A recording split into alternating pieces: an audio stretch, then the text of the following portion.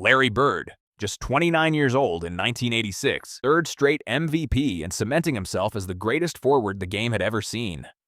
Now 69 in 2026, a Hall of Famer and Indiana Pacers consultant whose basketball mind still shapes the game. Kevin McHale was 28, unstoppable in the post, with footwork so advanced it still gets studied today. Now 68, the low-post professor who coached in the NBA and remains one of the most respected big men in history. Robert Parish, 32 years old, the silent chief anchoring the paint night after night. Now 72, a Hall of Famer who played 21 NBA seasons and is still regarded as one of the greatest centers of his generation. Dennis Johnson was 31, the defensive architect, the clutch performer, the heart of Boston's backcourt. He passed away in 2007 at just 52, inducted into the Hall of Fame 3 years later in the tribute he always deserved.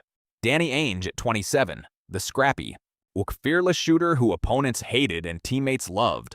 Now 66, running the Utah Jazz as CEO of basketball operations, still one of the sharpest front office minds in the game. Bill Walton, 33 years old, the sixth man of the year who transformed this team's bench into a weapon. He passed away in May 2024 at 71, a legend, a broadcaster, and one of the most beloved figures the sport has ever known. Scott Wedman was 33, and a veteran sharpshooter who provided championship experience and floor spacing in his final season.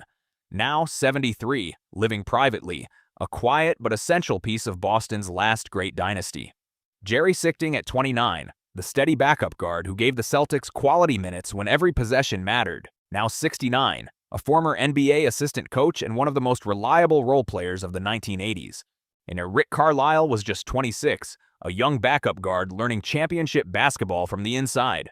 Now 66, the Indiana Pacers head coach, over 1,000 career wins, and the only member of this entire squad still coaching in the NBA today.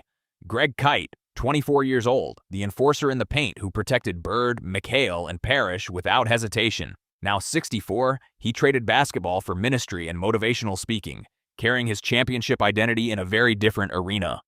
David Thirdkill was 25, a young wing who punched his ticket to a championship in just his third NBA season. Now 65, living privately, an often overlooked name on one of the most iconic rosters ever assembled. Sam Vincent at 22, one of the youngest players on this squad, learning from legends on a daily basis.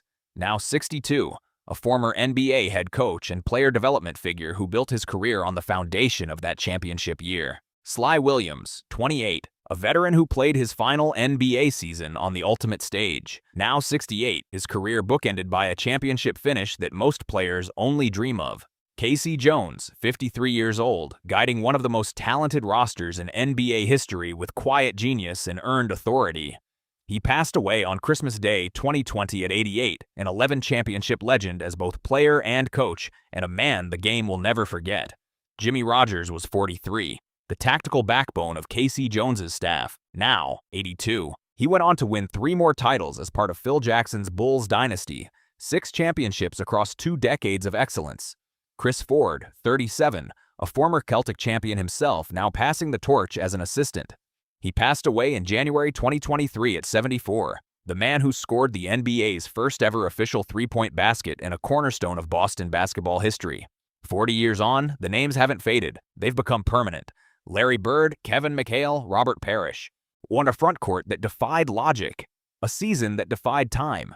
4 members of this squad are no longer with us. Dennis Johnson, K.C. Jones, Bill Walton, Chris Ford. But their imprint on the game is irreplaceable.